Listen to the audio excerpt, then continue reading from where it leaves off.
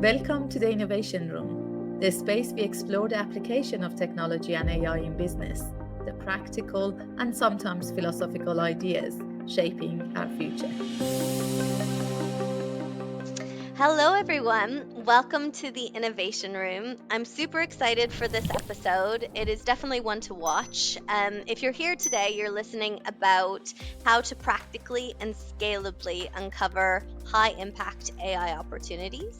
And we're going to be sharing a bit about what we've done at Geeks in our digital diagnostics process and talk about how to unlock and uncover those high impact opportunities.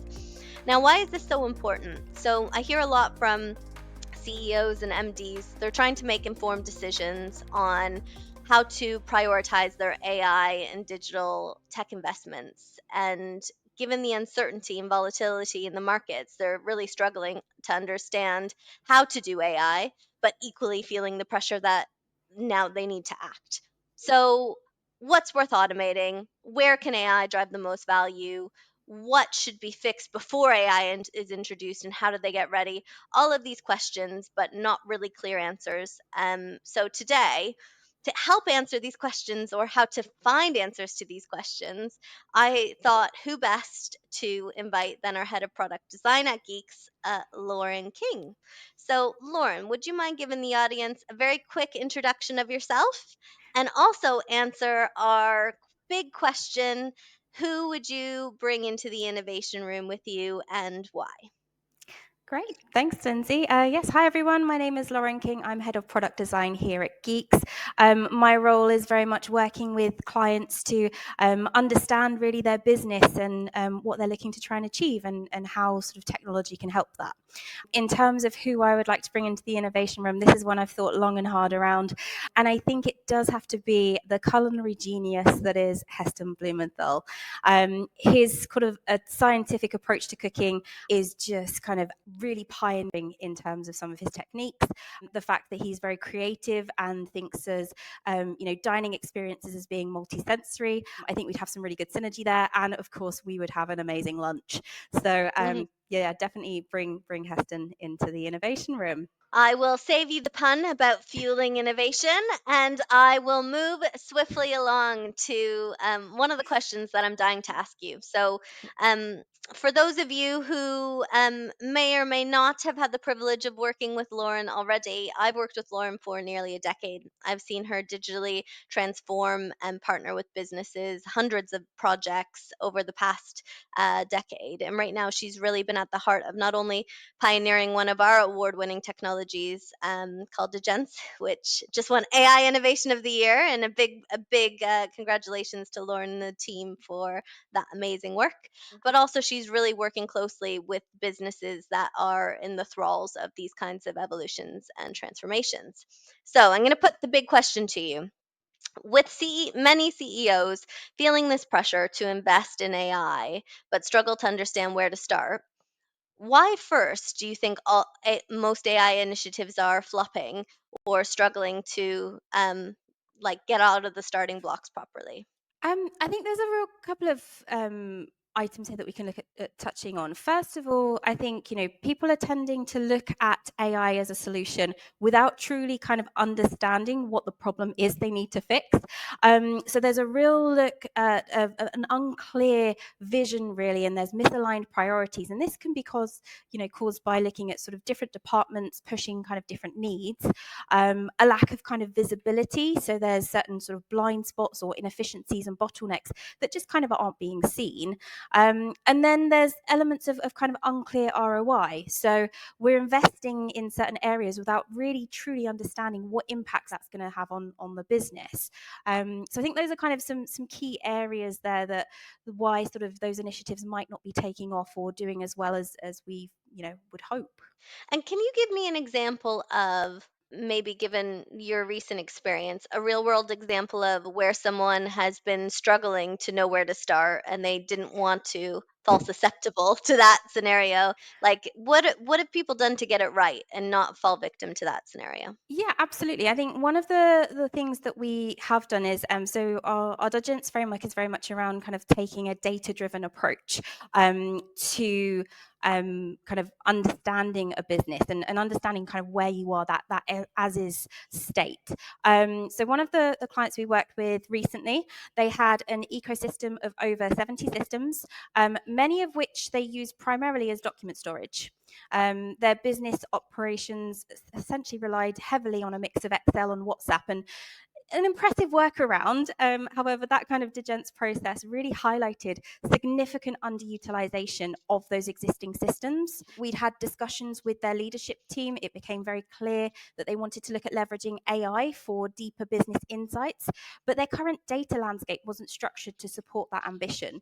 So, to bridge the gap, what we were able to do is develop a strategic roadmap that essentially allowed them to optimize their data and prepare it for a data driven AI transformation. What I love about that example, it's super, super interesting Mm. because with that example, a lot of people think when they engage in these sort of more strategic identifying the landscapes, where do I start, how do I understand the as is, a lot of people just want to move things forward, and I'm definitely one of those people that just like to get moving.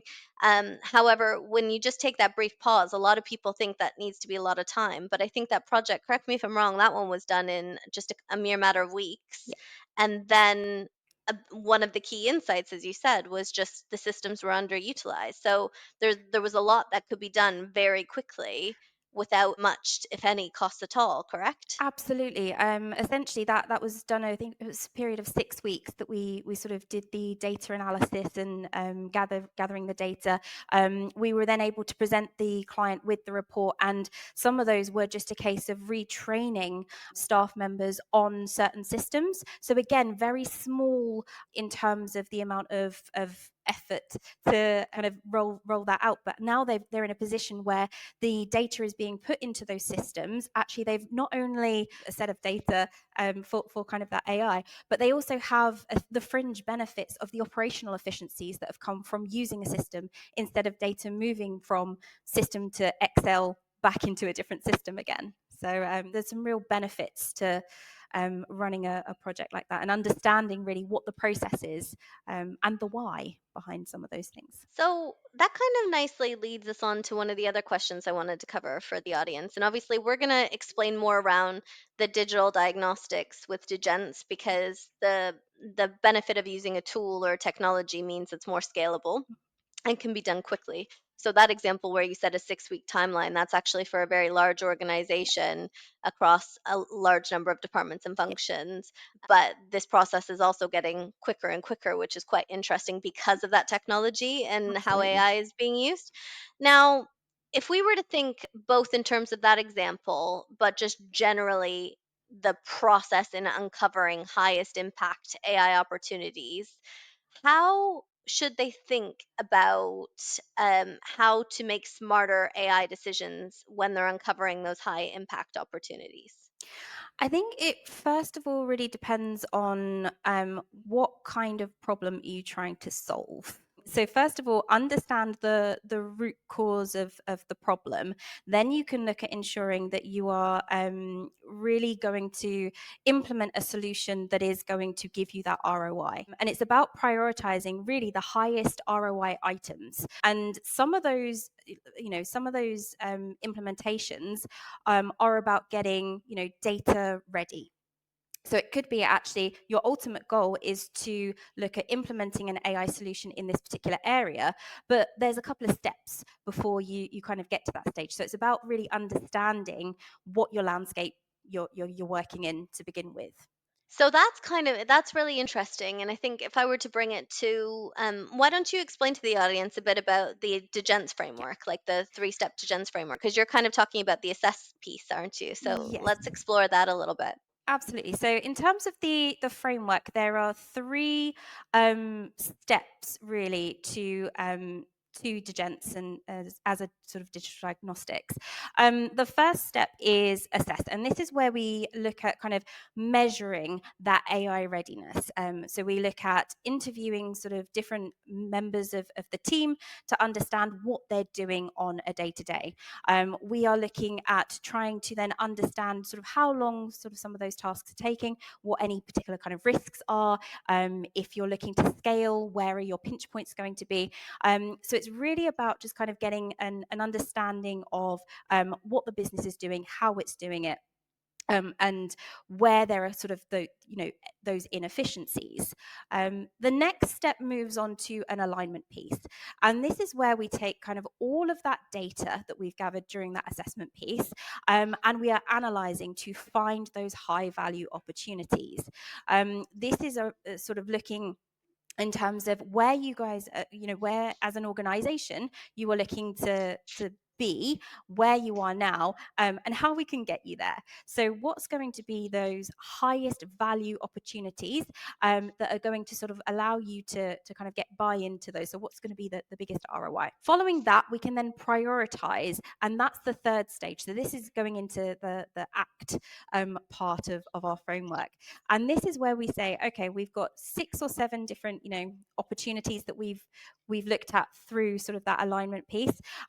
These are going to sort of really give and deliver the impact that we're looking for, but we're going to prioritize them. For example, we know that we want to implement a particular AI agent in this particular area of the business. It's not quite ready for that yet, so actually what we're going to do is create an initiative to get AI ready, and then we can look at implementing it. So we look at kind of mapping that out really into a roadmap of how we can look at achieving the goals that we set out sort of during the process. Thank you for breaking that down. And I think the reason I really wanted to go through that framework when we talk about successful adoption is I think it's really simple. It's 3 steps. People can remember it very easily: assess, align, act. What I love about this is it also brings the people into it. So it's bringing people and data. So you're acting like you're getting that collective clarity, and then prioritizing the communication and culture piece naturally kind of weaves itself into it, because It does. as we know, technology is the easy part. People are the most important to make it a success. So thank you for breaking that down. It's also something that even if someone isn't leveraging the benefits of DiGence, they can still apply that methodology to their thinking when trying to make a smarter AI powered decision. Absolutely. So let's talk about um, capabilities with AI a little bit. And when we talk about how getting that data driven roadmap will help them prioritize their initiatives and, move the business forward, I hear and see a lot of people think, well, AI can automate everything. AI agents can just go and completely do all of these tasks. So let's talk about what is the reality of this, and how is this roadmap going to help you navigate that? I think there's a real education piece that kind of needs to look at going into that, because the possibilities with AI at the moment, there are hundreds, but it's making sure that we're finding the right use cases to work with. AI is, it's not going to come in and solve all of your problems from day one. It's a journey, and we really sort of want to make sure that you're very aware of that from the get-go. So education in terms of understanding what AI can do, but also understanding its limitations. Recently, I was having a conversation actually with one of our clients in terms of looking at AI from an oversight point of view, it being oversight instead of kind of apathy. So what we mean by that is when we're implementing an AI solution, there still needs to be that human oversight. You need to set the boundaries of what that AI can do, train it to do those particular tasks, but make sure you've got the human element in there, making sure that that task is being done correctly, that all of the data is sort of is correct, and ultimately the buck stops with the human. They are the manager of that particular AI assistant or agent. They need to be in charge of what's being sort of generated and presented. So I think that's kind of one of the key areas there we need to just kind of look at highlighting. So let's bring this into, I really want the focus of this conversation, given your breadth and depth Yep. of experience here, to focus on real world impact. So lessons from businesses who are getting it right, so that more businesses can thrive in this. So what are we actually learning and seeing of how people are using when you see people go through the process, capture the data, take it, generate meaningful insights, and then create an impactful roadmap, and then what do we see happening? What are they doing right? So I think really once you've kind of got an understanding of where you are, it's about applying that with strategy as well. So it's looking, okay, this is where I want to get to. You then use that data to craft kind of that roadmap, and then it's about kind of doing things in small incremental pieces. So it's not essentially biting off this huge chunk and then just kind of running with it. It's about kind of understanding what kind of impacts you can make in sort of small pieces. And I think particularly when it comes to elements like bringing people along that journey with you, so a culture piece is going to be really important when it comes to kind of AI adoption.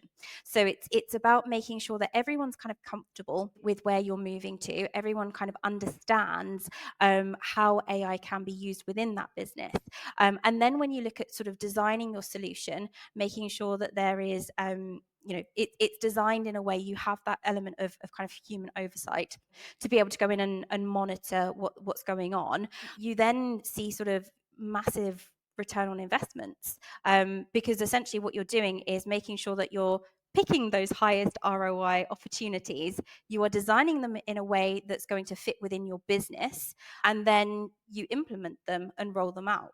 So it's in terms of that kind of linear process, the way in which you kind of benefit from that data is essentially gaining that ROI. So I'm a business leader. Mm-hmm. I come to you and say, I'm struggling to know where I start. We map out the departments and functions. Yep.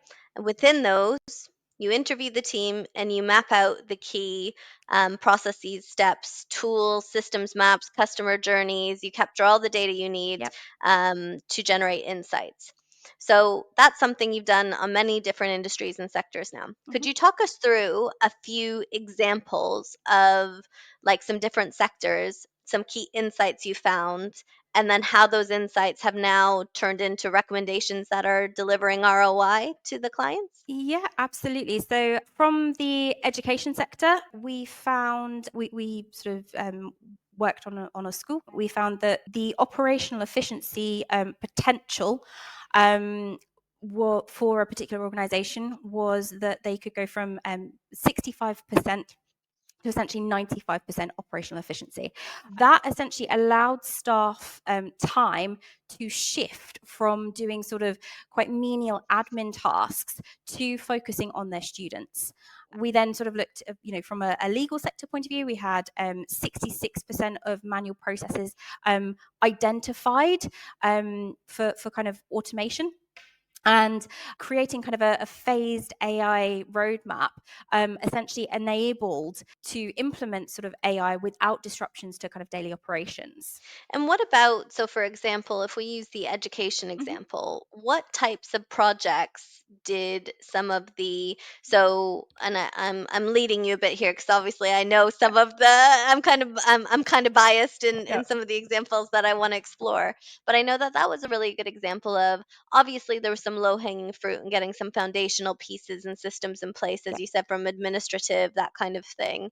But from experience, there was also huge benefits that then later came to some of once they got more AI ready. Now, and I think it's just around 12 to 18 months on, they're AI powered and have now developed and designed some really interesting applications. So, how did that journey go, and why was that like that evergreen investment cycle? Yeah, really, really interesting kind of case study on that one. So first of all, kind of understanding, what the data set looked like. From that, we were able to provide a series of kind of insights. And a lot of the information that we found was that, data had to move manually from kind of system to system. And staff spent a lot of time doing that. We then went through a process where we actually kind of worked with this particular client to understand really what strategy they wanted to undertake in terms of AI, and how they wanted to craft an AI strategy for their business, and saw the future of their business utilizing AI. From that, we were able to kind of understand, a series of different kind of metrics, and that then led us to implementing some solutions and designing some really fun, innovative kind of solutions for that organization, to essentially propel their business. And they, from a school point of view, are implementing now some tech that is, going to revolutionize their student experience, and their parent experience as well, to kind of drive that forward. And there's a constant cycle really of getting that data and that understanding allowed them to increase that operational efficiency, which allowed the staff to spend more time with students, to allow them to free up and get a bit more headspace really into thinking around how they can improve those experiences, which will make them a more reputable and Mm. interesting business to work with. Really? So I like that example, because it's a space that a lot of people are familiar with, which is the education Yeah. space. And there's different, stakeholders. Yeah. Like you have your students, you have your parents. You're educating people on the journey. So that example is really interesting. You touched on legal already and farming and agriculture, but let's go into manufacturing. So I know Mhm. there was an example of this in manufacturing, and why I want to explore this one is I remember some of the insights and recommendations were very different in that kind of industry. So, what are some of in that particular example, what are some of the benefits from a successful data driven roadmap in the manufacturing industry and how they went through the process? Yeah, that's again another really interesting one. So, that particular client, they were using two CRMs within their business, two systems that did exactly the same thing. They didn't talk to each other. They moved data from one system to another. And I think that was primarily because their departments worked quite in silos. So what we were able to do is, by looking or taking a holistic look at their business, we were able to identify, actually, there's two systems here that have 90% of the same functionality, and you're paying twice, essentially, for that, the privilege of that. What we were able to do is then, as a next step following that, we did an evaluation for which CRM best fit their organizational needs. And they were essentially able to save up to 20K, just by doing that evaluation piece, because they were able to reduce the number of systems that they had within their ecosystem. So that was an interesting one as well. Yeah, what I love about these as well is all of these examples that you're talking about. Spend a lot of people just skip that first Yeah. step of spending those couple weeks to get that roadmap and prioritize the initiatives for the next, say, 12 months. Hmm. But all of the examples you've given there have resulted in cost savings, if not immediately, within a few months, Yeah. of tens of thousands of pounds that can later fuel different investments in AI. And the other theme that I heard in what you're saying is a lot of people weren't as ready as they thought they were to use AI, Yeah. meaning in spreadsheets, duplication of data transfer, so which means it's not reliable enough Yeah. to apply AI agents. So any other insights or themes that you picked out of some of those examples that you think people would benefit from hearing? Just mainly that, a lot of businesses run on Excel Mm, is a primary factor, and I think that's primarily because there's so much flexibility in it, which is great. However, there's also a lot of risk in doing that, and I think it's what is quite interesting as well. So part of this process, we speak with the leadership team, and we ask them to give some hypotheses. And what you tend to find is that generally most people have a pretty good pulse on their business. So they tend to know 3 of the 5 hypotheses pretty spot on. But there's always that one or two where they have this kind of preconception of what's going on. And when you look at the data, it tells a different story. So it's always interesting, I think, just to do this process to find your one or two preconceptions that may not be quite right. Yeah. It's also really interesting. You just reminded me one of the other things when we're talking about surprises or insights.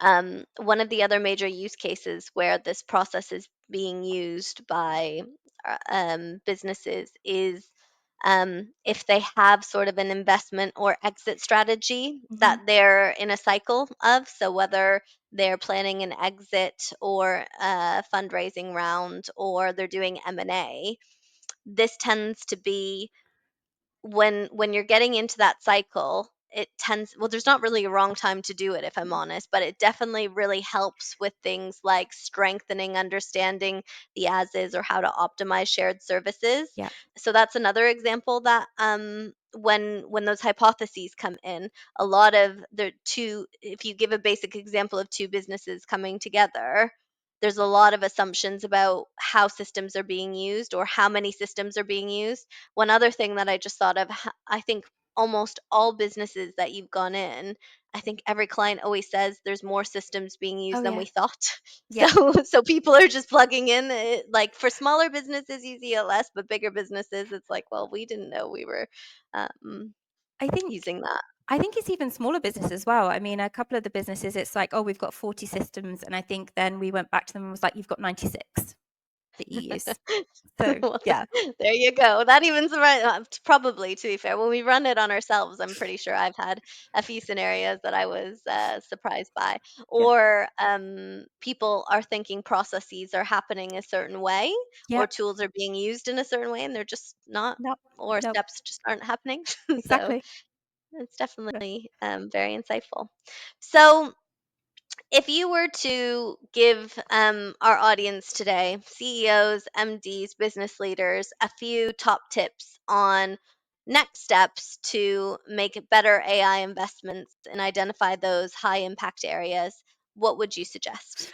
So I think it has to be start with data, not gut instinct. So essentially, what I'd recommend is map those inefficiencies first. Once you've kind of got a real understanding of where you are, you can make a lot better kind of decisions in terms of how to approach some of those problems or challenges.